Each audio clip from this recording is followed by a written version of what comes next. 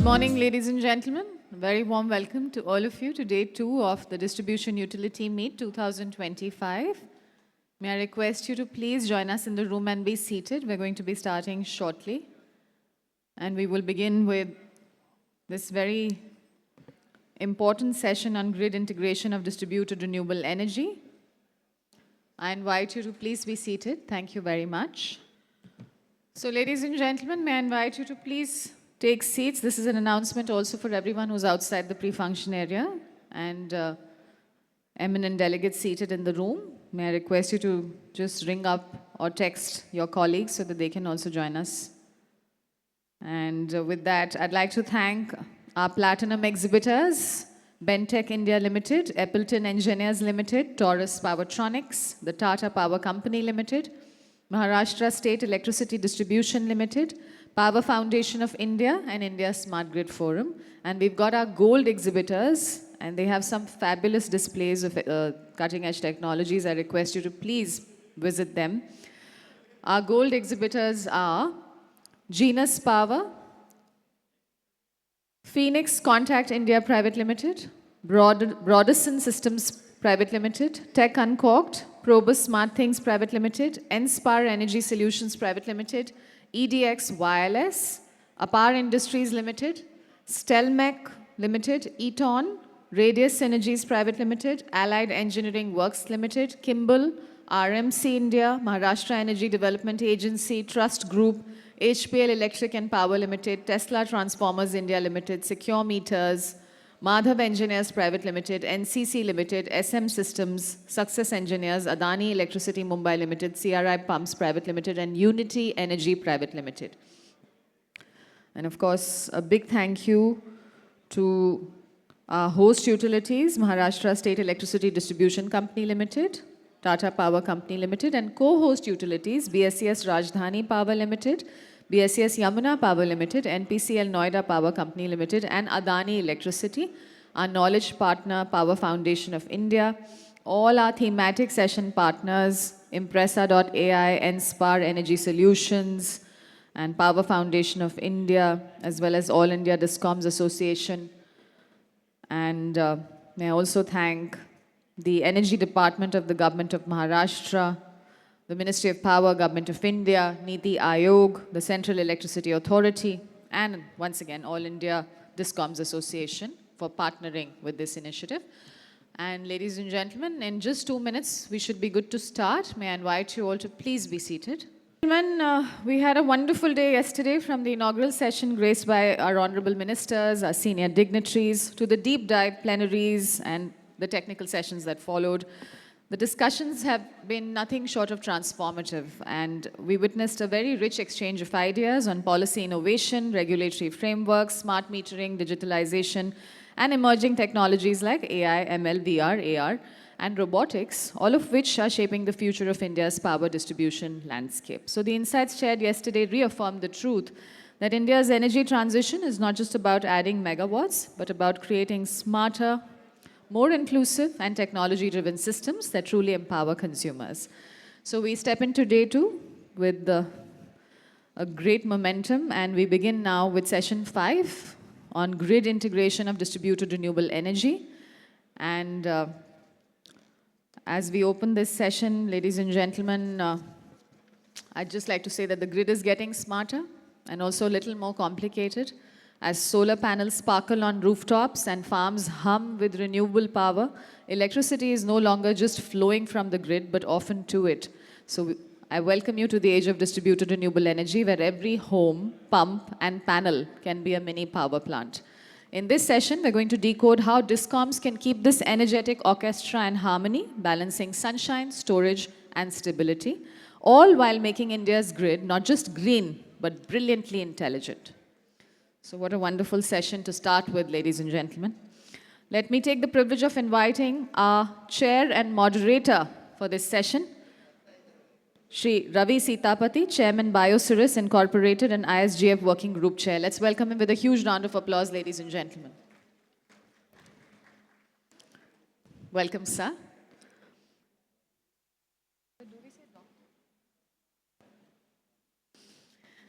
And with that, ladies and gentlemen, our presenters who are going to be making their presentation, if we have Shri Dnyanesh Kulkarni, Chief Engineer, MSEDCL.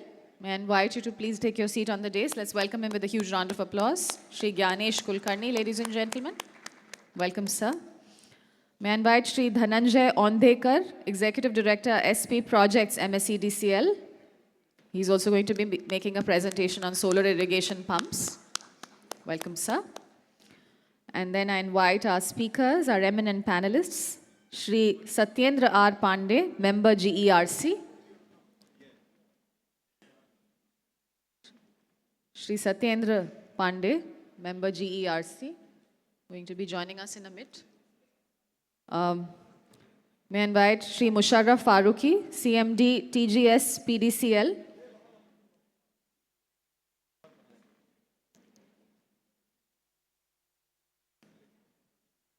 Okay, they're going to be joining us. May I invite Ms. Nidhi Narang, former Director of Finance, UPPCL. Oh, Mr. Nidhi Narang. All right, sir. Mr. Nidhi Narang, former Director of Finance, UPPCL. Shri Nidhi Kumar Narang. And may I invite Shri Devanand Palikut. Shri Devanand Palikut, Chief Tech Services and PSCC TPREL. Welcome, sir. And we're still waiting for Shri Satyendra R. Pandey, Member GERC. And Shri Musharraf Farooqi. Shri S.L. Karwadia, Shri M.M. Dhakate, and we don't have, I think, we also not being joined by Shri Amit Kumar. Okay, and also our presenter, Shri Reji Kumar Pillai, President ISGF, is going to be making a presentation on National Registry of Rooftop Solar. So with that, those are our panelists. Let me once again, ladies and gentlemen, introduce them while they're on the dais. We have our chair and moderator on the stage, Shri Ravi Seethapathy, Chairman, Biosirus Incorporated and ISGF Working Group Chair. Shri Dhananjay Aundhekar, Executive Director, SP Projects, MSEDCL. Shri Reji Kumar Pillai is going to be making a presentation, President ISGF. We have Shri Dnyanesh Kulkarni, Chief Engineer, MSEDCL, and our eminent panelists, Shri Satyendra R. Pandey, Member GERC, Shri Musharraf Farooqi, CMD, TGS PDCL, Shri Nidhi Narang, former Director Finance, UPPCL, Shri Devanand Palikut, Chief Tech Services and PSCC, TPREL, Shri Amit Kumar, Director Clean Power Shakti Sustainable Energy Foundation. And with that, ladies and gentlemen, I'm now going to hand over the proceedings to our moderator and chair, Shri Ravi Seethapathy. Sir, please.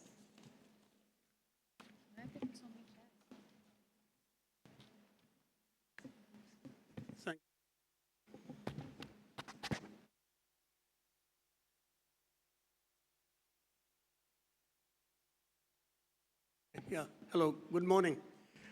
Yesterday we had a great session. The opening session itself, in my view, laid out all the issues in front of this industry, whether it was in the form of questions by senior people, whether it was form of rebuttal by other senior people to those senior people, and or by the minister's statement, the two ministers' statement themselves, in terms of achievement to happen, and what are some of the implications to this country's program.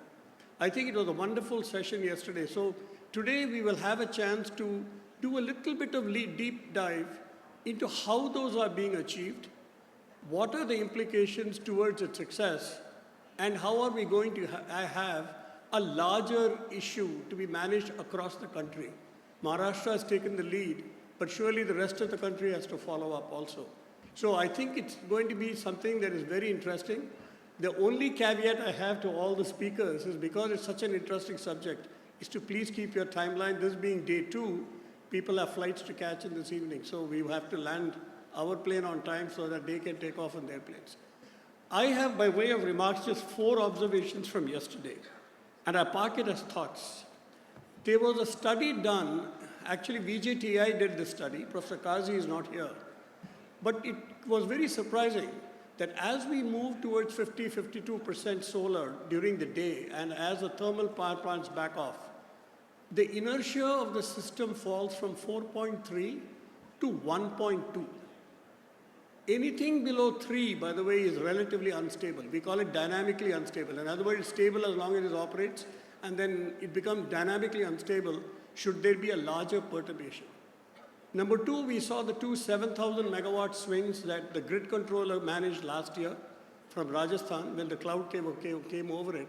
And the nearest rotating inertia was Bhopal. So there was a talk at that time to put more thermal power generation to bring spinning reserve as an inertia issue. So I have two questions on this. One is we'll have to tackle what is called an inertia ride-through. It could very well be that the same agro pumps that we connect today in a grid controlled mode may be the last to be tripped because they have an inertia in those pumps.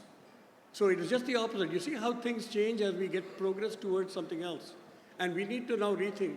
And then the question of grid forming inverters. India does not have too many grid forming inverters, but we have issues in other parts of the world where grid forming inverters is a must. So we need to think along those lines as we get through. Spinning reserve is a big one. And I think there are condensers that GE and others make. There are other forms of cheaper spinning reserve in my view, and if you want, we can discuss it later, as to how to keep these distributed spinning reserves on the medium voltage and maybe even low voltage. And India can easily be the master of those very simple technologies. It is not some high-flying stuff. It can go back to our textbooks when I was a younger man. And last is, I don't see Mr. Sune here, is shadow pricing and congestion. As you bring more of these distributed energy resources, you're going to have congestion, and you're going to solve those congestion through the DERs. Yesterday, Adarsh Nagarajan spoke about the various aggregators, and not to forget those aggregators. You can call them community aggregators, large aggregators, no different than any other supply chain that we have. So if you solve those supply chain issues, your congestion becomes now a pricing mechanism for these DERs. If you do not solve that congestion, it will be a problem, in fact, of higher price as the DERs are brought on. So as you automate these DERs, these things will also be brought into the supply chain so that the pricing becomes more dynamic. So with that, I'm going to actually open this session. There are three presenters. Let them present first, and then we will have a discussion, and each of the other panelists sometimes may have a PowerPoint, or they may just want to speak to the subject matter itself. So I'll just go back to my chair and I'll ask the first presenter to come. Thank you.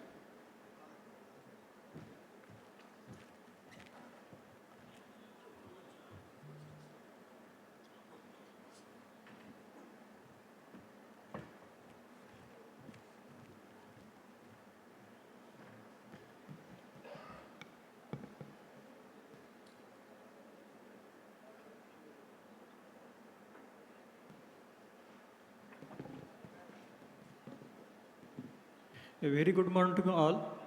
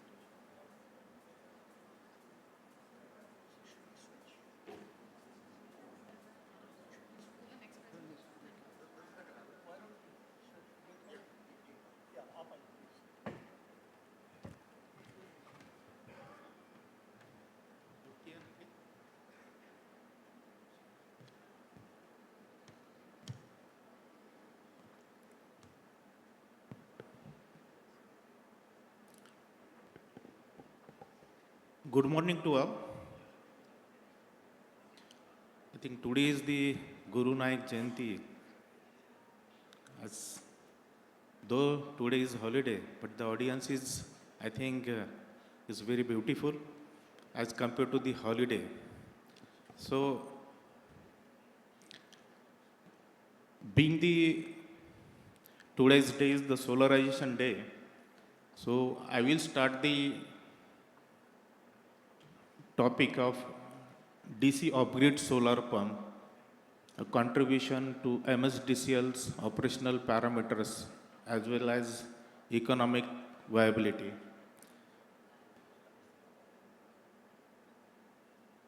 Start.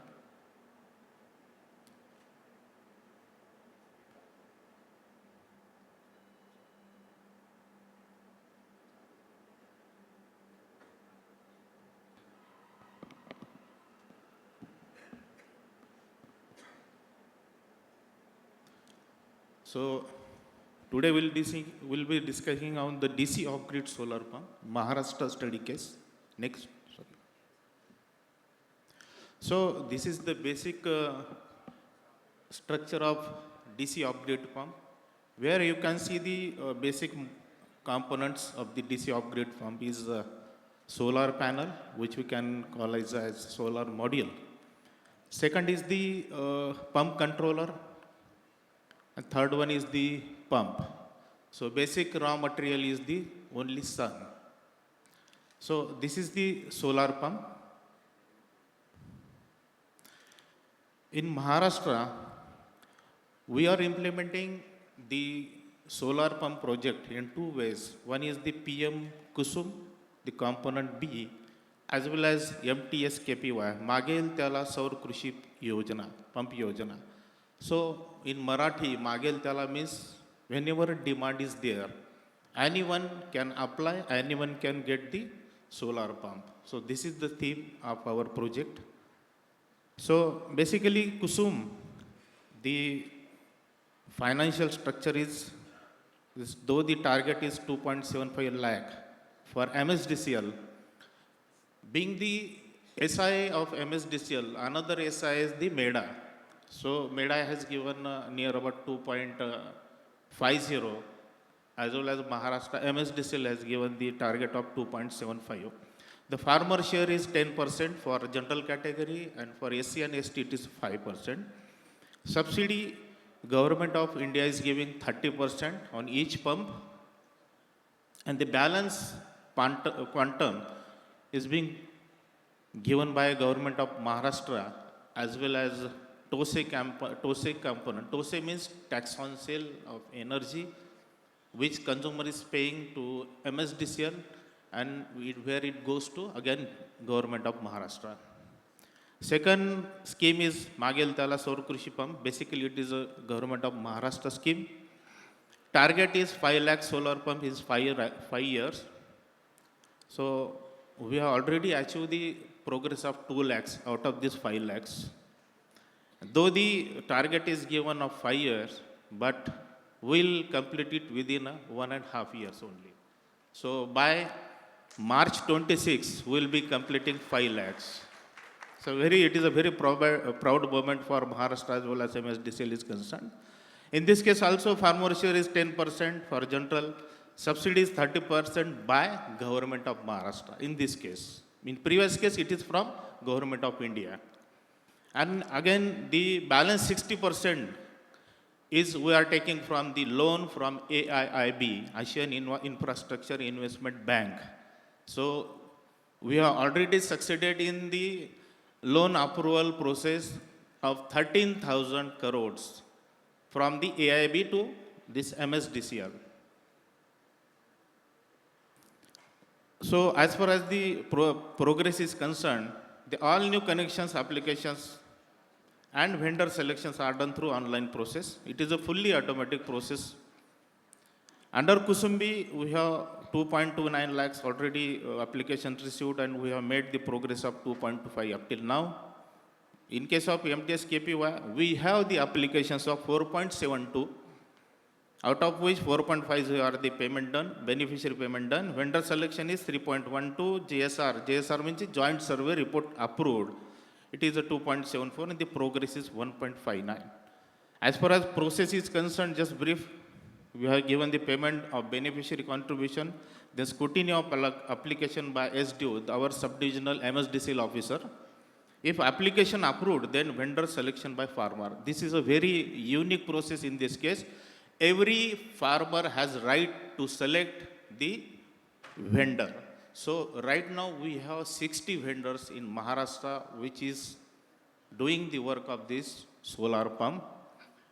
Out of the 60, only 13 are from Maharashtra and rest is from other state.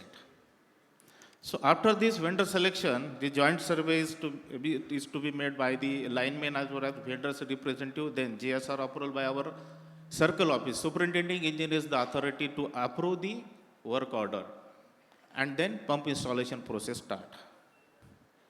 So as far as progresses of Maharashtra is concerned, you can see total in India, total installation of 11.13 lakhs, out of which Maharashtra has installed 60%, that is 6.64.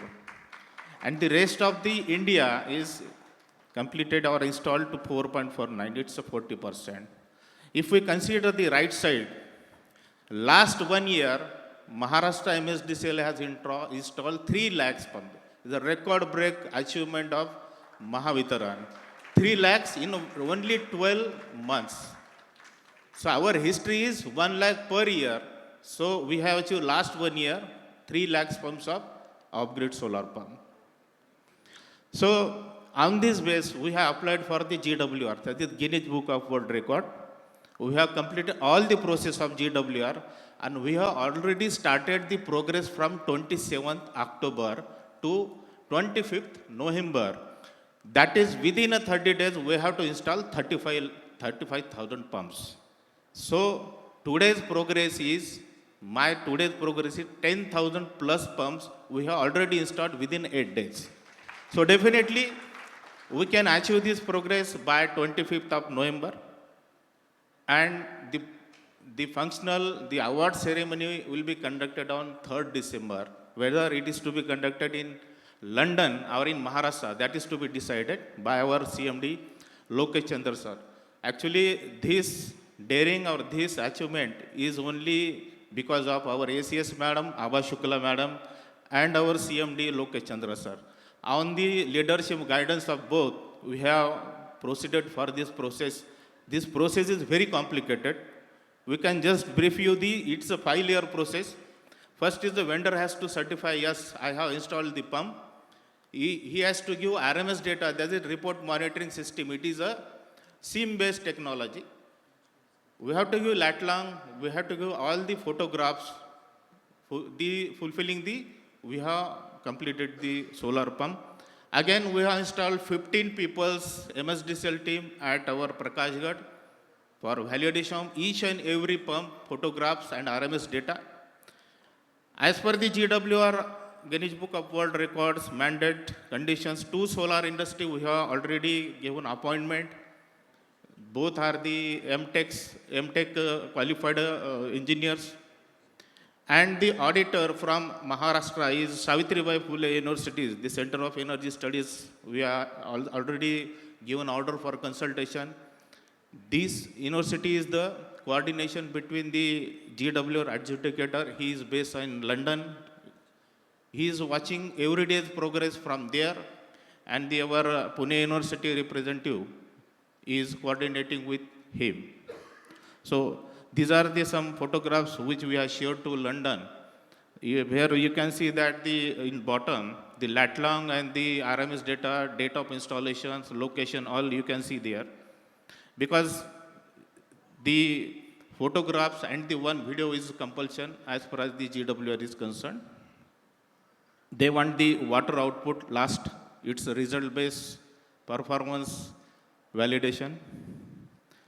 So basically, this is for the achievements as far as off-grid pump is concerned. So what is the impact of solar pumps on MSEDCL? So we have taken the case study of 4 districts where the penetration is, you can see in Parbhani 32%, in Jalna district 39% of the total conventional pumps. What conventional pumps installed, with respect to that, the penetration of the solar pump is here is given.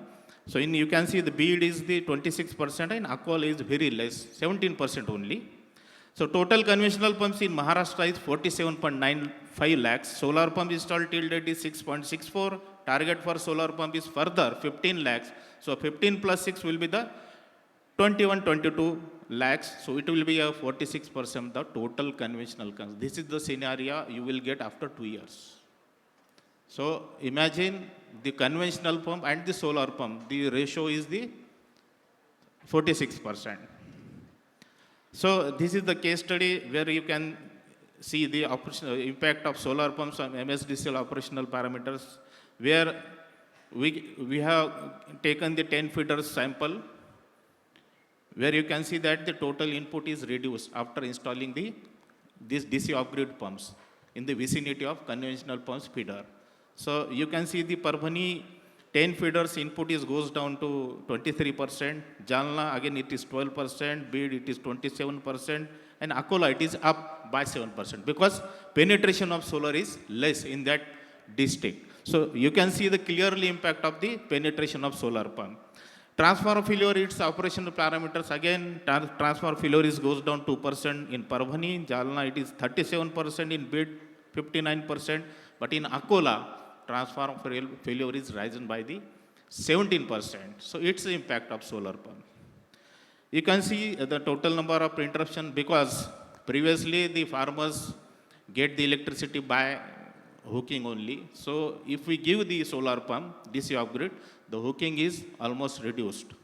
So naturally the interruption quantum is reduces by installing the DC off-grid pumps. So basically this is the comparison between off-grid pump and conventional pump, where you can see the power purchase cost is nil in case of the off-grid pump. Farmer bill is nil, loss is almost nil, electricity subsidies, no burden on DISCOM. Then power demand on the grid is almost reducing. CO2 emission is also is a nil. New connections, yes, we have stopped the new conventional connections from February 24. That's why the demand from solar pump goes on increasing day by day. So water management again, it's a beneficial. Water exploitation and water extraction is also reducing. And the transformer failure, RP obligations and the R&M costs all getting the benefits due to this off-grid solar pump. So this is a one cost benefit analysis. By installing 6.64 pumps, we can reduce the demand by 2000 megawatt.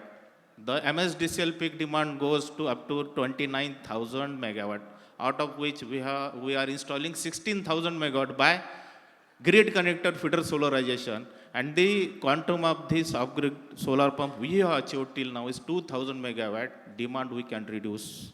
Again, the avoided power generation is near about 4,000 MUs per year.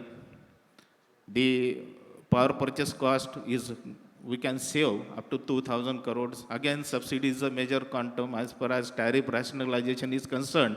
So we can get the 3,500 crores subsidy burden we can reduce. REC cost as well as reduction is carbon footprint is a major scenario as far as RE generation is concerned.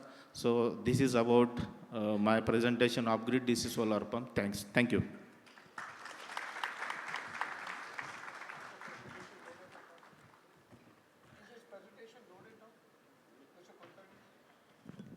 Is Mr. Kulkarni's presentation loaded? Okay.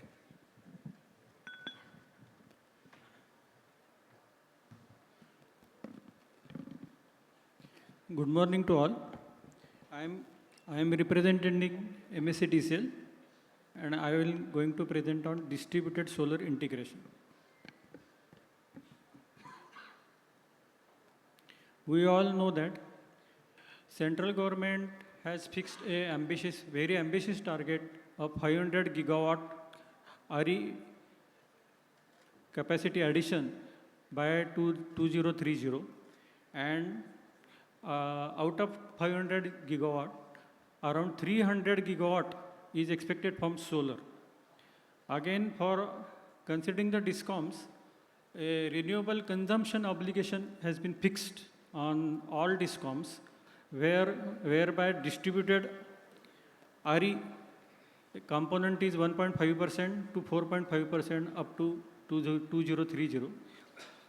Again, 50% of consumption should be made from RE for all discoms by 2030 out of their 100% consumptions.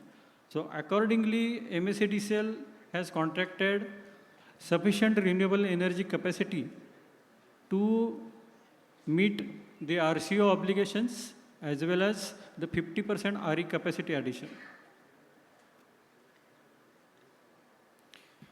Distributed solar in context of Maharashtra, DRE means distributed renewable energy is not an add-on, it is the new architecture of power distributions. It is the integral part of power distribution in coming years. Distributed solar is receiving high visibility and support at all levels, enabling millions of distributed solar injection points. Planning lanes shifting from centralized adequacy to local hosting capacity at feeders and substations. Distributed RE has two components. First is rooftop solar and second is feeder solarization. In context of rooftop solar, up till now, in Maharashtra, we have promoted and propagated and conducted various campaigns to encourage the participation of citizens of Maharashtra to install solar rooftop plant at their houses. Accordingly, till date, around 4,84,984 consumers have installed rooftop solar panels on their households. Its capacity goes to up to 4151 megawatt, means above 4,000 megawatt. And we have planned, we expect by 2030, this capacity crosses around 6,500 megawatt. Secondly, the other component is feeder solarization. In the MNRE, Ministry of New and Renewable Energy, has launched a scheme called PM Kusum C, and the feeder solarization component is included in that scheme. And for feeder solarization, it is agriculture pumps are included. How much agriculture pumps are solarized through feeder solarization, that is accounted for. And the MNRE has given a special incentive called Central Finance Assistance for these schemes. Around 1.05 crores, that means around 30% of the project cost is proposed as incentive, and it is given to the solar developers. Till date, around MSEDCL has around contracted 15,404 megawatt of capacity, which is highest in the India. And against the 15,000, right now around 2,700 pumps, 2,700 megawatts of solar power plants have been installed, which amounts to 7 lakhs pumps. Around 7 lakhs aging agriculture pumps are now solarized through this PM Kusum scheme. The installation is on one part, but secondary, the operational challenges we are facing are given below. As the distribution RE is installed at households as well as in feeder solarization, it forces multi-directional flows. So reverse power flow is one of the major challenge. Voltage fluctuation is the second. Then, as we know, solar is available only for 8 hours during the daytime. So there is a very huge gap between the availability of solar power, and after 6 p.m. the solar power is not available. So we have to manage the grid accordingly. I want to share one experience about this rooftop solar integration. When I was working in Amravati, which is in Vidarbha region, which has highest temperature during summer. So initially we promoted and encouraged installation of rooftop solar we conducted various campaigns and many citizens responded to this appeal. Again, the central government has introduced the scheme of PM Suryaghar Muft Bijli Yojana and given various incentives up to 78,000 rupees. So many people participated in the scheme, and we were happy that the response we are getting was very good. Around 60 megawatt capacity was installed in Amravati, but the real challenge was faced during the month of April, when we saw that when solar was available, our transformers in the city were actually at floating stage because they were not supplying load, because the solar injection was available during the city from all over the solar rooftop plants, and the transformers were idle actually, they was not loaded. But just after 6 p.m., when solar was cut off and the loads were continued, and our system faced various interruptions because overloading problems were there. So after, in the summer, MSEDCL distribution employees face sleepless nights because we saw that at 10 p.m., maximum load was observed at 10 p.m., 10:30 p.m., 11 p.m. It was unprecedented. We were not used to such kind of loading pattern. So, firstly, what happened? As the PM Suryaghar Muft Bijli Yojana was to be promoted, we make approvals, auto approvals. If the load of individual residential was 1.5 kW, 2 kW, we allowed 3 kW, installation of 3 kW plant, 5 kW plant, 10 kW plant by system. But system was not ready to take that load actually. On paper it was given, plant was installed, and if due to availability of sufficient grant, people bought ACs. Though who can afford it, the plant, who can, they also, the incentive was used as gift, and they bought ACs, and the load was, installed a plant of 10 kW, and load was also increased to 3 to 5 kW. So load on the system was increased to a very high extent, and therefore we faced overloading system, and we have to take special efforts to improve our infrastructure. Where in this case, what we have observed that due to RTS, rooftop solar, DISCOMs, the people who are using distributed solar, means rooftop solar, they are getting 100 units, 200 units, 300 units free because of Muft Bijli Yojana. The solar total generation is offset against their consumption. But DISCOM, in context of DISCOM, we are not getting paid because their generation is offset against their consumption. And we have to improve our infrastructure, and we have to expand in the capital, we have to do a capital expenditure in that context.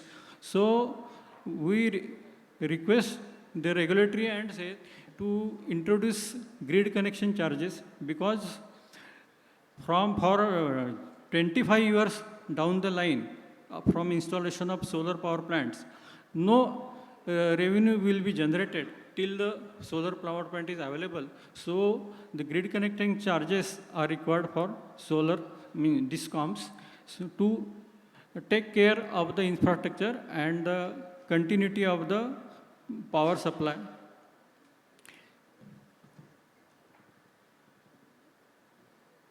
Second, the next point is the power purchase. We are scheduling the power purchase with the tool of AI and ML driven forecasting. So in the power forecasting, we are using historical demand data, special events like major breakdowns, time considerations, and weather data, and all this is integrated in AI-based methods. Now we are implementing this for our power purchase scheduling, day-to-day scheduling, and now for rooftop solar and feeder level solarization, we will extend this AI and ML-driven modeling for proper forecasting.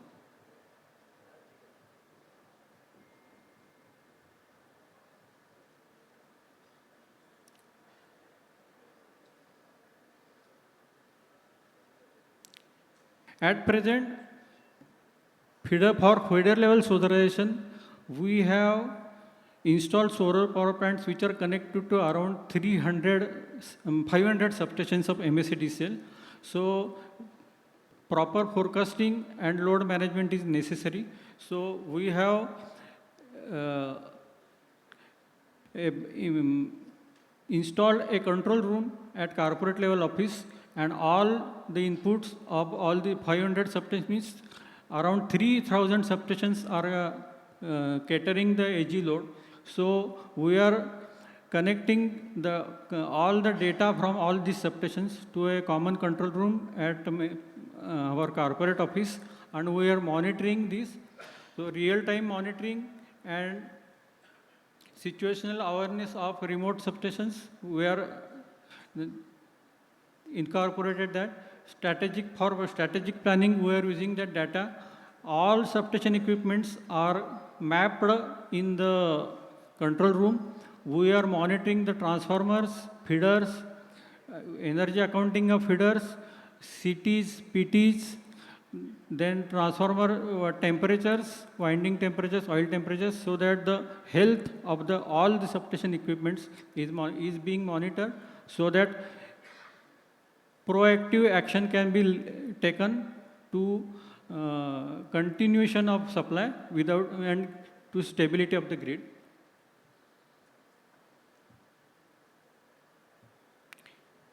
And for RE integration, one of the best possible solution which is available is implementation of battery storage systems, because we now, due to higher contracted solar capacity, DISCOMs all are at surplus during daytime, and we are at shortfall after solar hours are over.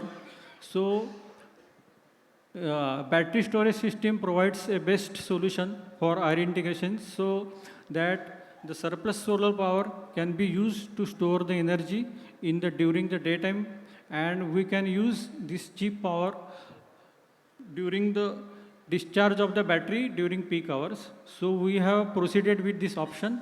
We have already contracted 750 megawatt oblique 1500 megawatt hours last year. Out of that 750 megawatt, 10 megawatt plant is already commissioned in August 2025.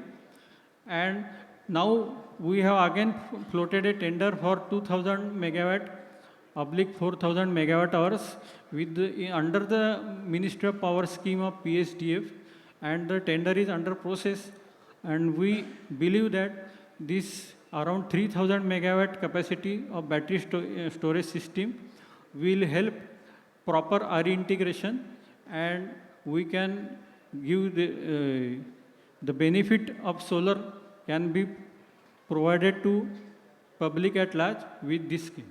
Okay, thank you.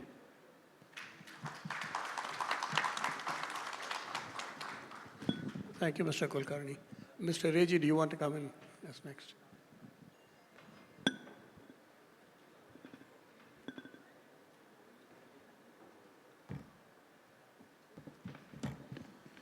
Good morning. Delighted to see a room full of people, even on a holiday. Thank you very much.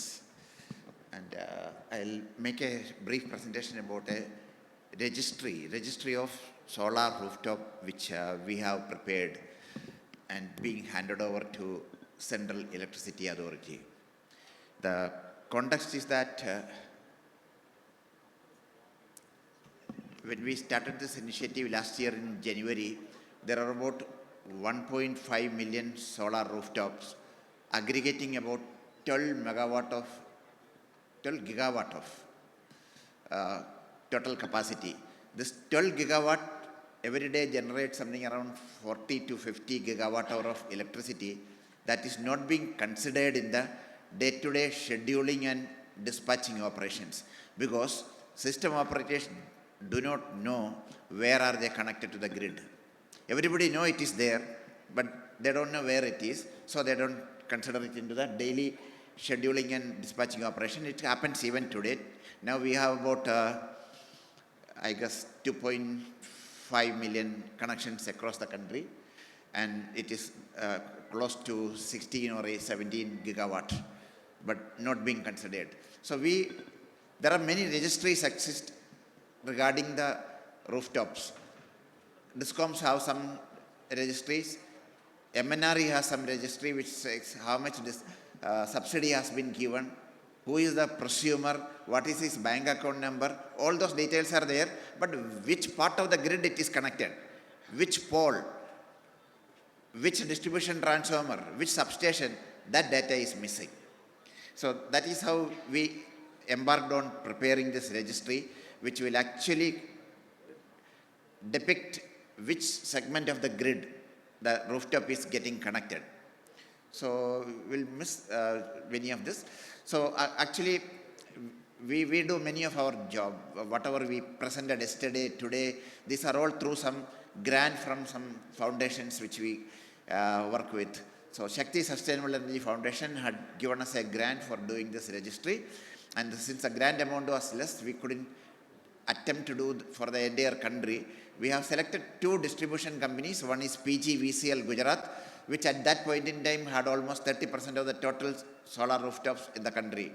So about 230,000 connections we uploaded onto the registry, and Indoor Discom, which had given us data of about 36,000 solar rooftops. Those are there in the registry. The architecture of the registry is such a way that we adopted the same architecture which you have for the Aadhaar cards and for your the COVID vaccination certificate. That is one of the largest registry in the whole world, actually. So this can scale up into billions, although today we have only a 250,000 entries. We also prepared a SOP, Standard Operating Procedure, by which DISCOMs can upload their own data, and we conducted some training program. So this registry was completed in last year in November, and the Honorable Minister launched it at the Distribution Utility Meet in Lucknow last year.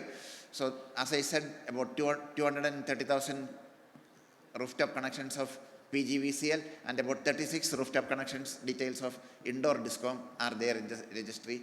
And it was found to be a very important tool which the government wanted to take over and maintain it. And initially we proposed that the grid controller should take over and maintain it. But then it was decided that at some point in time, MNRE will do that and integrate this with PM Suryagar 2.0 portal which they are launching. And we worked with them to do that. We even have an MOU signed. But then there was a difference in thinking that after this PM Suryagar program is over, MNRE may not have much of day-to-day interaction with the DISCOMs. And to maintain this directory, it is important to have day-to-day interaction with the DISCOMs. So it's decided that registry will be handed over to CEA, Central Electricity Authority, and that work is currently going on. So this will, today it is on I think Azure cloud. It will be handed over to NIC, it will move to NIC cloud. So this is according to, it's a national architecture going to region, to states, to DISCOM. And then DISCOM circle, the zone, circle, division, subdivision, all the way up to the distribution transformer to the customer. This is the way it has been designed. And this is a landing page. And since when we started designing the registry, we had interactions with AEMO, Australian Electricity Market Operator. So they had a registry. which was launched in 2018. Then they decided that they wanted to expand it to a DER registry. Not only solar rooftop, all distributed energy resources connected to the grid, including the battery energy storage systems, EV charging stations, industrial scale loads, anything which can give a flexibility to the distribution grid are all being captured now. The Registry 2.0 of AEMO was completed in last year, 2024. So when we consulted them, they said we are doing it. And another thing, when they started, they went very ambitious with 120 data fields. And then they found that it's impossible to maintain. They brought it down to some 30 or 40 data fields. So we started with only some 54 data fields, of which 17 of them are optional. So minimum. So the PM Suryagar registry, if they add only lat long of the distribution transformer and the substation, where the rooftops are getting connected to the grid, and also the make of the inverter, capacity of the inverter, etc., all mandatory field of our registry will come. It can be, so the DISCOM login page is like this. DISCOMs can log in, they will have complete access. The installers even can do that. So where the grid is, the DISCOM data at DISCOM level, this how it's a live. Those who want to go, you can go and see it. IndiaDER.in, because is the web ID. This may perhaps remain like that only.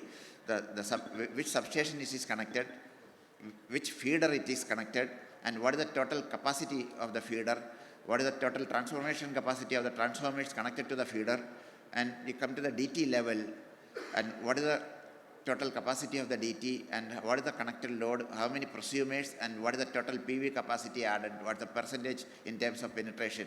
These are all, and this all on a Power BI, so any kind of dashboard you want to make, you can make it at distribution level, DISCOM level, and at prosumer, what are the data. So many of this contact address, etc. are available or can be seen only by a DISCOM or by the prosumer himself. For the public, many of those data may not be there, only the capacity and address perhaps may be there. So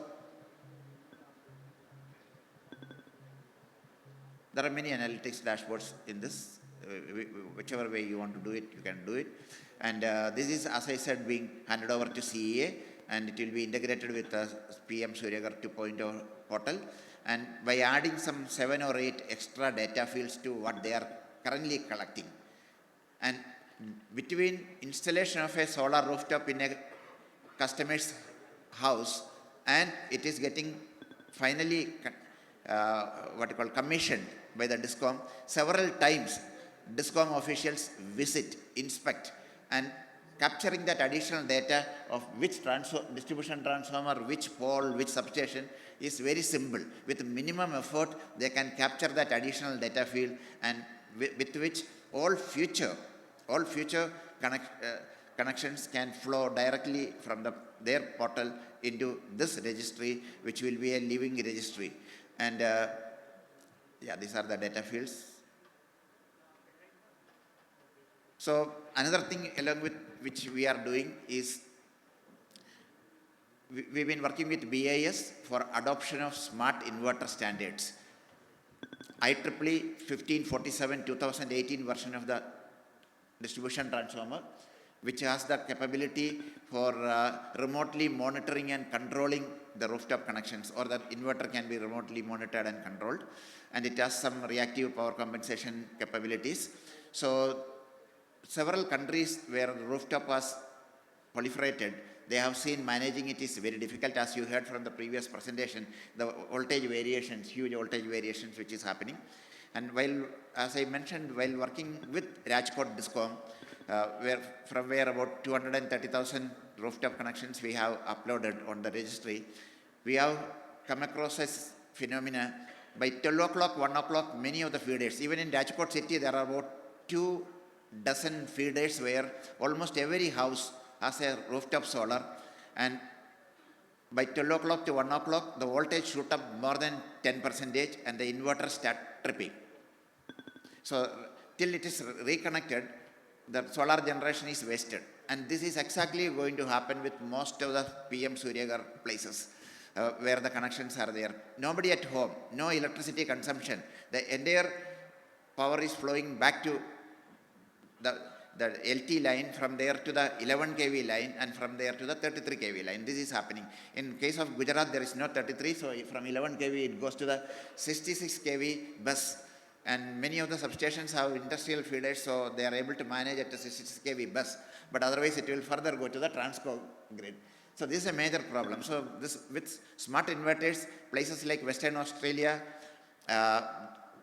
Hawaii, many places where the rooftop penetration was massive, they experienced this reverse power flow issues, management of voltage in distribution network challenging, so they adopted smart inverters. Currently, Germany is replacing 3.2 million old inverters with smart inverters. So we have not reached that stage. Even before that, we taken up the matter with decision makers, and BIS has, it took 2 years for us to finally get the standard adopted. January 2025, BIS adopted IEEE 1547 as IS 18968 2025. IS 18968 is the standard, and we bought a smart inverter, and we are currently testing that at NISE, National Institute of Solar Energy. By end of this month, we will be able to complete all the testing and the demonstration of smart inverters, functionalities to CEA, MNRE, MOP, the regulator and all. And thereafter, there is an active discussion, and there is a thinking that from at least middle of next year or April next year, all new DER connection will be through a smart inverter. And the existing inverter, which I say about 2.2 or 2.5 million, that can be replaced at a later date. But at least all new connections are going to be smart inverters very soon. And I just like to add one more point here. The 78,000 rupees subsidy which are giving to the 3 kilowatt connection attracts, I think, 78,000, 2 kilowatt, 60,000. Our view is that anybody who installed rooftop is installed by somebody who has a roof. In India, even in tier 2, tier 3 city, you cannot have a roof over your head without spending millions of rupees. In most cases, a small house in India is a crore of rupees. Those who can afford that, they can as well afford that 78,000 rupees also. Rather, subsidy should be given for a battery energy storage system. A BESS, a 1 kilowatt BESS, today 1 kilowatt hour BESS, you can get it for 50,000 rupees. Make it mandatory. That's the best way for renewable energy consumption. Today you are installing renewable energy, you are generating renewable energy, which is going waste most of the time. In the afternoon, these days, all through, at least 300 days in a year in India today, only with 127 gigawatt of solar generation capacity, we have surplus power on the grid. The exchanges, many days it is less than 10 paise per kilowatt hour in many days. And most of the days it is less than a rupee. So people should be able to, those who have BESS should be able to store it, and they can even sell it in the evening at 10 rupees, 12 rupees, 8 rupees. And this is another point which yesterday we talked about the V2G demonstration which you have done. Most of the private vehicles will be standing idle. You go to your office, next 10 hours, 10 hours, the car is standing in one place. You go your home, you are not driving, car is standing in one place. If you are able to program it to buy electricity when the price on the grid is less than 2 rupees and sell it back to the grid when price is more than 7 rupees, that is going to change the entire dynamics of the grid operation. So MNRE, we have been advocating the subsidy should be under PM Suryagar for battery energy storage system, or maybe some special category of customers for the rooftop. Majority of them, those who can afford a roof, do not need a subsidy for the rooftop. Thank you very much. Thank you, Mr. Pillai, for those words. There's interesting discussion points. Hopefully, if we have time, we'll get to it. We have two panelists today, so I'm going to begin with Mr. Narang, if you have. Yeah.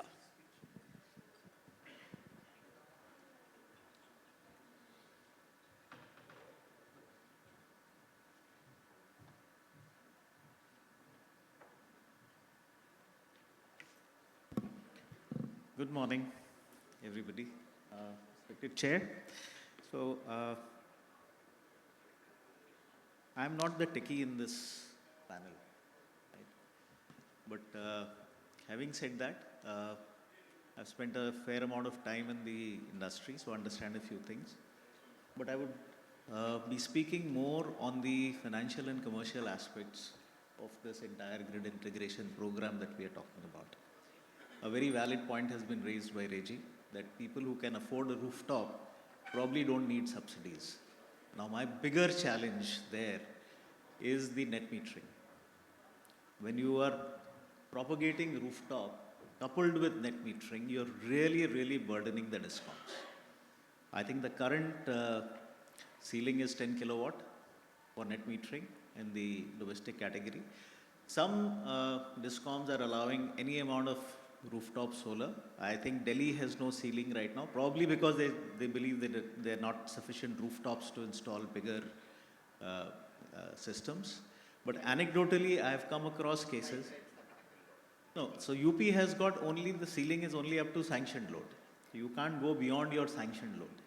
But other discoms have followed different practices, so that's what I was just trying to highlight. But anecdotally, like I was saying, I've come across cases where people have enhanced their load, installed the solar rooftop, and then applied for reduction in load. We have seen this happen, right? So the cost dynamics, the advantages that, or the way people work around these policies, is amazing. The Indian mind is amazing. But that was just an anecdote. So I think the key characteristics of the DRE or the DERs as we call them, I think everybody's aware. There's intermittency, they're decentralized, multi-directional, bi-directional power flows, the need to integrate, with the grid. These are the characteristics. The importance of DERs is not lost on anybody. It allows energy access in remote areas. The whole idea was to decentralize, give energy access to areas which cannot be grid connected. But today we are talking about bringing them back into the grid, and how do we see that the grid resilience, takes care of the requirements. Over the years, the DRE expansion which has happened on a national scale, largely fueled by the various government schemes that have been launched from time to time, starting from the Jawaharlal Nehru National Solar Mission to PM Kusum to bioenergy programs to PM Suryaghar, and of course, additionally, as Maharashtra pointed out, the state policies or the state schemes that are run in parallel to the central schemes. So that keeps on adding to the distributed energy capacity.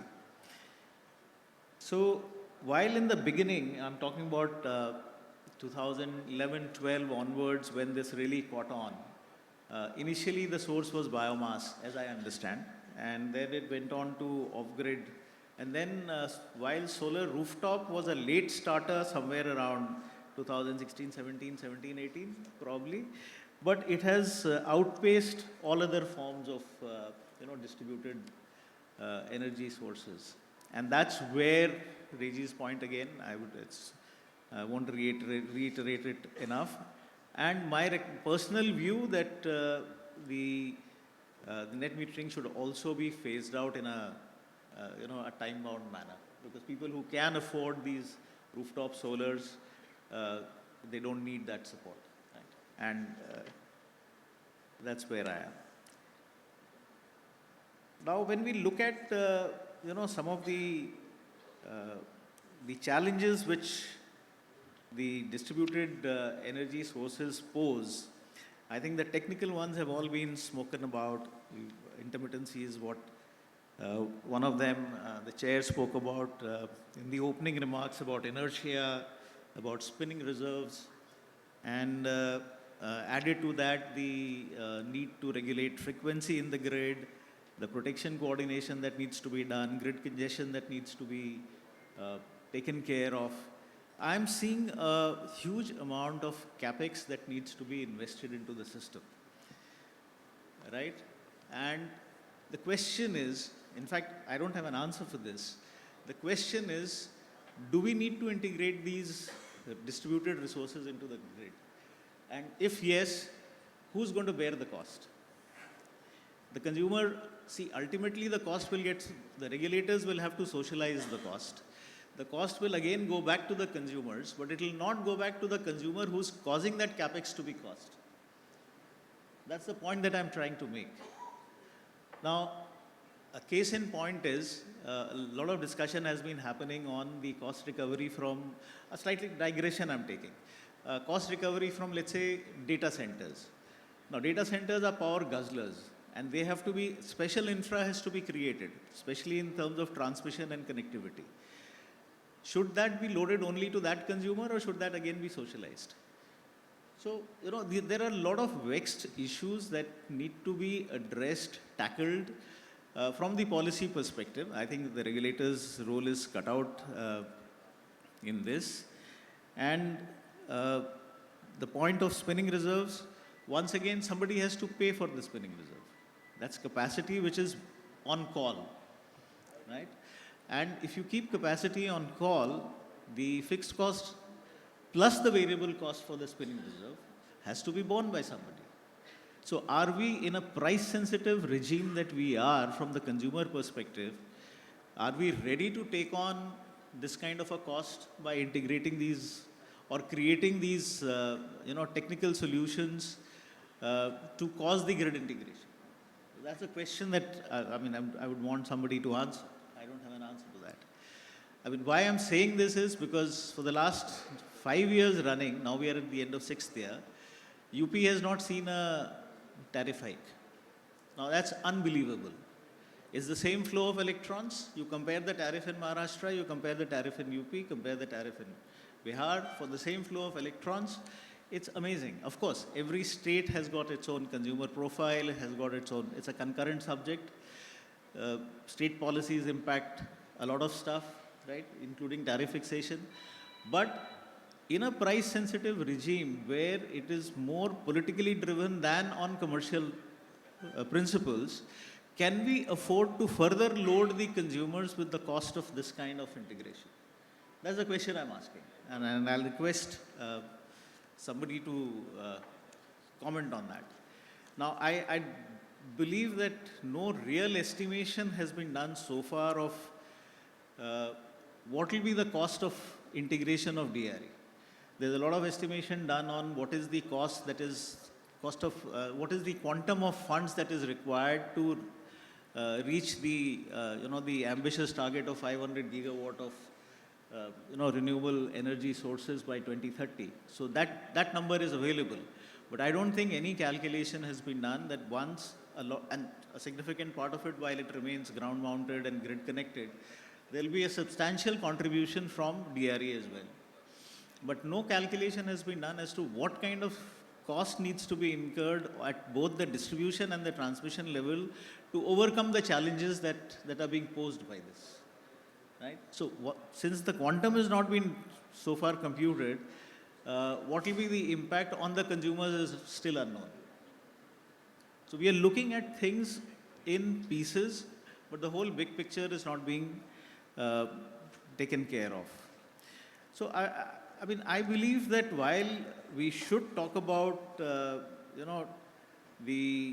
need for this, the technological solutions available, we must keep in correct focus the cost implications and who is going to bear it. Is it the state governments who will bear it? Is it going to come from the grant to be, additional grant to be given by the center? I don't think that is the solution. Right? Because we have to ultimately move to cost-reflective tariff, and we have to ensure that the cost of service by each consumer category is paid. But that's, again, a vision that we have, but I don't see a clear roadmap to it. So those were my thoughts that I wanted to place before the House. Thank you. Thank you very much for your observation. Good discussion points to be had from here. The last but certainly not the least is Mr. Devanand Polikot. Good Good morning. I think, as you said, it makes much easier for me to say because almost everything has been spoken about on the integration. But I'll try to bring in the perspective with respect to the distribution operator perspective. Now, two things are very critical here, and I'll not discuss too much onto this because we did some pilots in Mumbai as well as our planning process. I think yesterday Mr. Agarwal had pointed a very, very important factor of resource adequacy. I think if you go back, our distribution planning process also has to be in the same way. We have been talking about RE influx and other things. Possibly the first assessment is how my system is going to behave on two fronts. One is the network management perspective, that is real survival of the network. And second is the power management perspective, that is to get the optimal cost power to my customers. Now, that earlier it used to be basically, if you say the power planning exercise was more of a mathematical matching of power resources and how the things happen. But now we need to move further on to adding up our power flow perspectives. That is including the reactive blocks and other things occurring into the network. And that needs to be done at a prior stage to put in where do I need to put all these devices, where I should put it. Second, once it is done, do a scenario-based running to see how you're going to react to it. Now, I'll just give you the case study which we have done in Mumbai, where we are using this RA software to not only do it on an annual basis, but also on a daily basis of understanding what are the scenarios which can occur in your network, and which enables you to prepare for what resources you are going to put. I think maybe our regulators have been kind enough to give us a chance to put in distributed battery storage across Mumbai network. Again, this would be done on grid forming inverters to see how we would be able to manage this issue with respect to reactive as well as the power management part. This is one. The second part which takes very, very important factor, and I would just second the thought my earlier sir had said, how do we take care of this cost perspective? I think I personally feel, and as much as we all would be knowing, it's high time that we brought in DSO concept because there has to be a visibility of integration into our distribution system. Whereas we are having everything there on the ground, whether we talk about forecast or whether we talk about data inflow, whether we talk about analytics, but if I have got an issue in my network, who is going to operate the system? How do I isolate my technical point from my commercial point, right? Let me be very honest. I think our grid code mentions economical and secure supply. But unfortunately, these two things are contradicting many times. So this is the challenge with all the operators. How do we bring these two together? And that has been successfully done on the transmission side. We need to move into that area as well as. I think this is what our experience when we are doing for Delhi, Mumbai, and now for Odisha in terms of how we have been operating our distribution systems. Our central control centers do help in at least giving a single insight into the whole system. So this need to be as a norm. I think we have been, with Reji sir and team pushing on this. I suppose this is high time that we have got some sort of mention as well as focus on DSO operations. I think that's two words about it. I think thank you very much. Thank you all to presenters and our discussants. This is going to be probably the first session where we have a little bit of time for Q&A. So I don't want to take the time and talk about some of the observations I have. But if there are burning questions, this is your time to ask questions.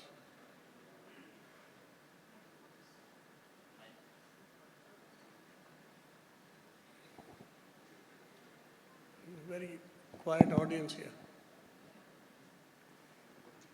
Okay, going one, going two, going three. Okay, you can still raise your hand if you hand, but I want to land this plane on time.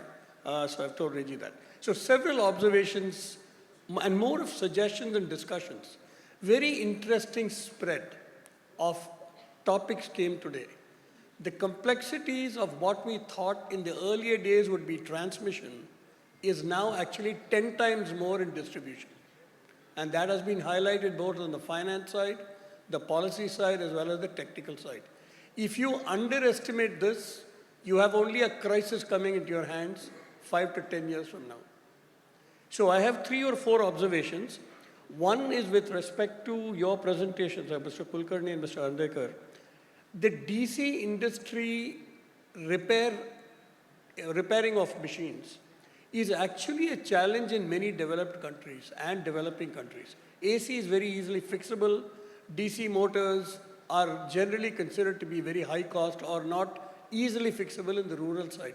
So Vimal Mahindru, who also chairs the LVDC standard for the IEC, and India chairs that committee for the last 8, Mr. Narang is also on our committee. We have discussed this several times, that we need to bring up the capability to repair and manufacture DC machines in India, such that it does not then become a burden when you install these DC solar systems. Second, we are also trying to show if the house is close to the pumping station, whether the house also can be, excuse me, could be made DC. So there are DC housing standards that are also being developed, such that now the house as well as the pump is all sort of integrated within the rural sector. So just as a thought. Second, the low voltage regulation in my view is a problem. Whether it is smart meter, a smart inverter as Reji said, 2018 ANSI standards, or any of the other measures that the speakers have talked about, there has got to be an incentive for the person to do so. A person who puts a 5 kilowatt solar on their rooftop wants to be paid for the kilowatts. So when your smart inverter curtails it to kVAR and kW, he doesn't get paid for the kVAR. So in the analysis, and yesterday Mr. Sooni and I discussed this on congestion issues, or whether you call it voltage regulation issues, you must be able to price for everything that the consumer has brought out to the table, whether it is an incentive or whether it's a disincentive. So if you're paying for kilowatt hours, then maybe his financial obligation also gets more attractive. Second, by electrical theory, the more you allow the electron to go far away from the generation, the bigger the problem. If you're generating excess power at your home, the first step is to consume it or curtail it or store it within your house. If it cannot, take it to your neighborhood with a P2P trading, because that will pay itself off. Third, if not, at least take it closer to your DT. But let's not take, what's happening at 415 volts to 66 kV. Because what happens, and yesterday the power secretary alluded to it, but I'll give you our example. So far you have not separated carrier from content. The day you do that, the cost of the carrier will rise so astronomically that the tariff will be double. And this is what has happened in many, many countries, where the additional equipment that was put to manage all these voltage regulations was actually came back in the form of a tariff increase to the consumer. So as Mr. Narang said, there's a problem waiting to happen here. So if you put some of these simple electrical theoretical constraints and enable the homeowner, for example, everyone has a battery in your homes. We just need to enable, can we put a lithium-ion battery safely, I remember the word safely, within your homes. You can store 3 times, 4 times more. Why should not that be one of the methods, right? So think creatively within the science area to solve the financial issue. Otherwise, the financial dragon will come back and bite you. It's going to happen. Last but certainly not the least, I think the registry that Reji mentioned, has to be, and I repeat the word, has to be increased to all DERs. You already have a platform. It's now a question of just making it happen for all DERs, because the biggest challenge as you rise with solar energy or renewable energy is not knowing where your assets are and not knowing what the distributor can do or cannot do with those assets. And so it becomes extremely important for the distributor to know where those assets are, whether, even if he or she is not empowered to control them, but at least they know where what is happening. Because you can't allow it to proliferate the way it is currently thinking. Last but certainly not the least, to Mr. Narang's point on policy, this whole notion of renewable energy has come about as a result of 20 years of effort that decarbonization has to take place. It came with that COP 18 or COP 17 meeting in Paris. Today, the world has moved on. India has taken a tremendous leadership. In fact, one of the few countries in the world to have kept its word is India on renewable energy. The bigger ones that have got the resources actually have not kept up.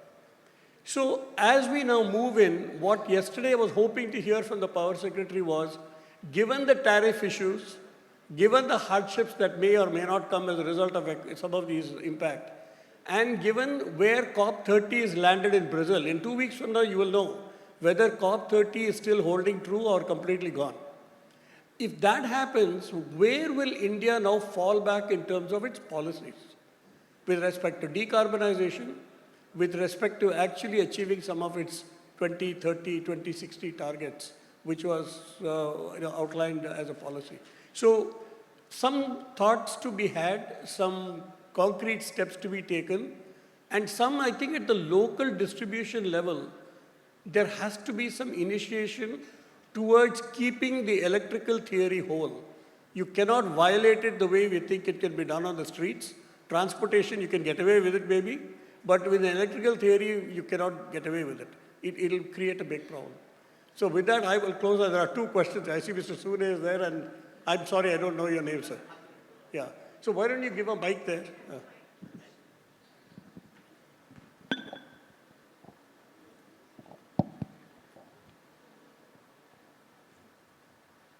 Thank you very much, Chair. Actually, we can't leave you like this without any question from the audience. So we both of us tried to fill it in. So first thing, all the keywords have come. We got to integrate the DERs. What is the cost of integration? Batteries are coming everywhere, and registries are coming, and nice words of DSO, SCED we heard yesterday. So all these things are there. Now, all these are physical infrastructure, but we need somewhere a single source of truth. That is the model. Now the time has come to have a very rigorous model of distribution system, which were there earlier, but now it is more necessary to find out the really locational marginal prices. Once we have long lat of everything, we have the impedance, and now they have become prosumer. All what we did in transmission has to be mapped onto the distribution. It's doable. So if you run security constrained economic dispatch in one particular area, one can find out that what is the cost of integration, what are the marginal prices of every constraints, including transmission, and then the location of the battery would also become easier and more prudent. The last is, my fear is, having seen in transmission, all India there is one grid. And on the screen I see two pumps. One is in Purulia and another is in Kadamparai. One is West Bengal, another is Tamil Nadu. Both opposite running. Purulia is lifting water, Kadamparai is bringing it down. Now this is no good for the country, everybody would agree, but this is happening even today. Because we are having jurisdiction issues, coordination issues, hazard issues, but we are trying to sort it out. I am afraid that with thousands of batteries, even leave aside the country as a whole, even Maharashtra will have a couple of 100 batteries. Some batteries will be charging, some batteries will be discharging simultaneously. because their objective function is not aligned. And certainly it will not be good. We will be derating both the batteries and not gaining anything. So the bottom line, what I am trying to say is that excellent discussion. Parallelly, we should also concentrate on rigorous modeling, DSOs fully equipped with data as a neutral operator, and throw away the locational marginal price to the regulators for right direction. Thank you very much. Thank you, Mr. Soni. Actually, the conversation you have articulated today and the discussion we had yesterday, I've thrown the challenge to two eminent people in this country. So hopefully they rise to the challenge and they contact you. I think it's really, really important what you're talking about is to integrate between the technical side and also the pricing side such that we know what is happening where on our network. So Mr. Soni has a good point. Your question, sir. Atul Bali from NSGM, Smart Grid Mission of India. I think first of all, I must congratulate Reji ji for organizing this session at the beginning of the day and the very enriching session altogether. I must congratulate on that. Coming down to point, I have been to Dublin for ISGAN conference as a vice chair from India. And there we have an interaction on this DR and everything like that. And keeping in mind the present perspective, I think I have two questions going from US. Any panel can address that. I think Mr. Narang has also raised that. One are, what are the basically any guidelines specifically because of the deeper penetration of RE across the world and specifically in European countries and all that. As he said, we have been limiting now, UP is given the load. Sanction load, you can't have solar more than the sanction. And of course, the point very well taken, you should not go beyond a particular point where you can inject the voltage from your home. So what are any guidelines regarding that? Another thing I think that has also been taken by the ministry into consideration regarding the assessment or the pinpointing of the solar registry. Because too many things have gone up. We don't have the data. Of course, with the smart meter, at least the data at the injection point or the exchange point would be having in real time. But what about the generation? Because they already have the old solar and everything like that, and they didn't have the net meters or the smart meter as such. But that we also need, because that will be the thing what is being generated actually. And that can be very well put into the grid at the later hours and all that. For that, although same and everything, having a solar inverter also. So that is what any guidelines have been formulated elsewhere in the world. And any thoughts on that, because that is a very right time for us. Because we have been building up very fast. And these things are still lagging behind. Ministry is catching up, of course, with the requirement. But I think these are the pertinent questions I would like to put into the August panel. Thank you. Anybody would like to take on that question in the panel here? Just I think on the Australian front, at least there are some regulation on limiting the total RE connection to a particular line. Now this is used when we were planning our DUMs as well as ADMS. So we had some interaction with the Australian counterpart. One is basically if you are allowing the RE source, if they are allowing a control over that source, then his loading can be dynamically adjusted. Otherwise, there is a limitation in the total connectivity which can be there, which is of the I think 3 kilowatt, right? Or otherwise, you can go up to 10 kilometer if you are dynamically allowing control of the systems in case you want to shut down or curtail automatically from the control center. Then you are allowed for dynamic loading. Otherwise, you are limited to 3 kilowatt. I suppose I don't remember. Yeah, of course, distribution transformer is one of the things, but basically he is also taking into consideration the line loading perspective. So just to add to that, we have already gone through this. Even in my own career, I had a lot of problems with this because we started in 2004. And the key question is you have to sort of frame it customer friendly. We used to call it load displacement. Load displacement said, we will help you put a box, which is a standard available industrial box, that will be a load controller for your house, depending on what is the solar generation versus what is your load. So that became a kind of a behind-the-meter, non-controlled distributor's help, if you would like to call it, phrase it that way. In front of the meter, it will come back to Mr. Narayan's question, you'll have to put it to tariff. There's nothing you can do. But there are many cases where you can say, if your sanction load is 5 kilowatts and you got 5 kilowatts, during the day, as Mr. Reji said, nobody may be at home. So then what you do is you incentivize that person to either switch off certain things, or you allow them to put a larger battery storage, or do a peer-to-peer with their mohalla people. So the answers are not simple, they are not easy, but nevertheless it has to be done. Somebody has to take the lead. And every time we come here, we say, what is the value of a conference? The fact that we conferred with each other is the value of the conference. So, and Reji has got action items. Every time it finishes, his notes increase for action items. So maybe we should park this with Reji and take action items here. So if there are no further questions, I think we are already still 5-10 minutes over. Oh, there's one burning question. Yeah. Okay. I thought that this will be taken up by the panel. It is my question extending what has been raised by Mr. Narayan. The cost, who is to bear the cost? And then he said that about the causer, or should it be socialized? If it is to be socialized and to be the causer, then obviously regulatory reserve will have to think about this. But again, in case of causer, there are two things, as the chair also pointed out. It is directly related to the decarbonization. Then who will be the causer?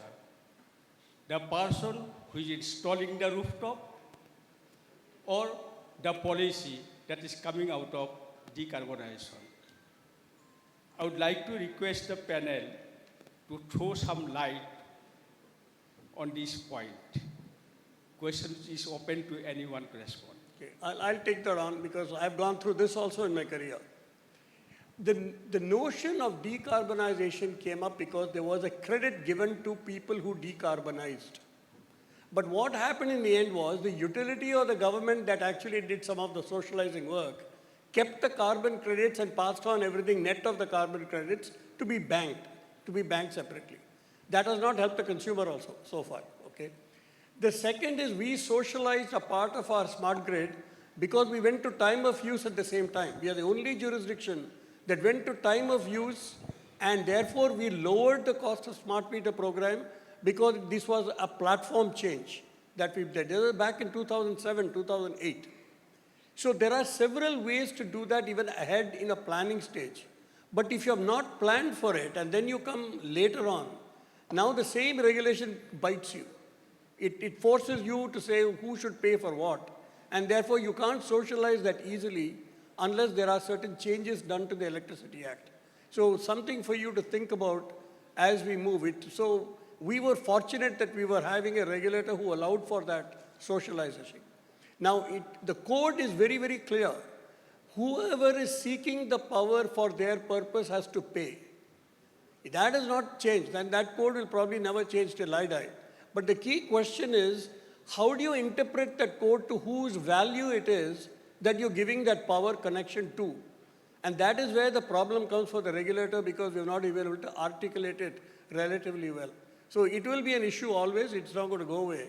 But we need to think of it both technically and financially to make it viable. Otherwise, you're going to see a jump in tariff. We have seen a jump in tariff. And so yesterday the power secretary alluded to it that 28 cents, 30 cents may not be a problem for some parts of the world, but it'll be a big problem for other parts of the world. So capitalize on what you have, capitalize on the innovation that you think is necessary for your system, and don't try to copy what the West has done. It is not correct to just adopt it because they have adopted it. So with that, I would like to close. I thank all our speakers and panelists and presenters for a great, great session. More questions and answers, but I think it is very, very relevant, especially for the state of Maharashtra. I go back to Parbhani. My earliest career was at Parli, Vaidyanath and BHEL 210, the first turnkey 210 of India. I was a young engineer there. So Parbhani I visited many, many times. So I have a fondness for it. So we need to take the leadership of each of these utilities and then transform it across the country. I think that is where this conference is of great value, to be able to take the kernels of what we learned and stretch it to parts of the country that doesn't need to reinvent the wheel. Why do they need to reinvent the wheel? So with that, let me bring it to a close and thank you all to the panelists. Just one observation. I just want to, sorry. So just can't emphasize the price sensitivity of the whole thing enough. What I wanted to again highlight was, you look at the asset sweating in the EV public charger space, still not going beyond 5 to 7%. And why is that? Because people still would like to go back home and let it charge over 8 hours. You know, that price sensitivity, you arbitrage on that. So it's very important that all these issues be seen in that overall perspective. Thank you. Let's have a huge round of applause for our esteemed panel. And with that, I'm now going to request our chair, Shri Ravi Seethapathy, to please help us felicitate our eminent panelists. We'll start by thanking our presenters first.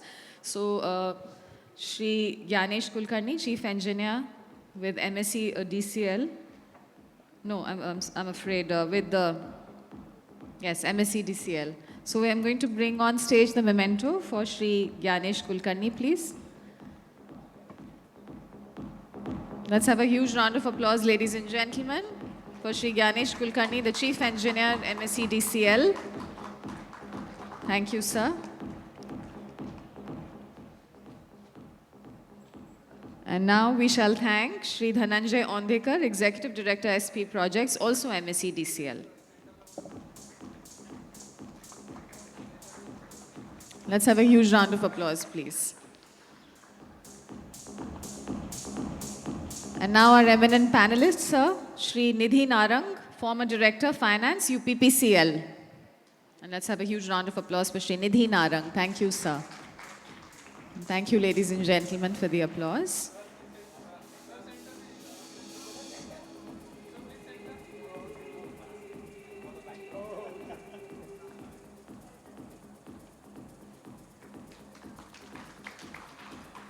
Thank you very much again. And now Shri Devanand Palikut, Chief Tech Services and PSCC, TPREL.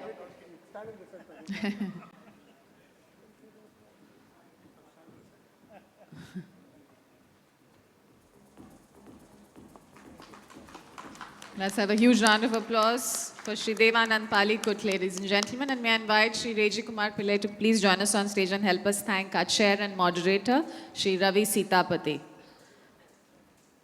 Can we have a memento for our chair and moderator, Shri Ravi Seethapathy, Chairman, Biosirus Inc. and ISGF Working Group Chair. Ladies and gentlemen, a huge round of applause for Shri Ravi Seethapathy. Thank you, sir, for such a wonderful and illuminating session. Thank you. And I'd request our eminent panelists to please give us a photo opportunity. Please join us for a group photo opportunity. And ladies and gentlemen, from here we will progress quite immediately to the next session. There is no break right now. There's running tea, coffee outside. And we are going to be breaking for lunch after this, so there'll be a break there. And during that lunch break, I urge you to please go and take a look at the exhibition as well. Find some time. You'll really be amazed.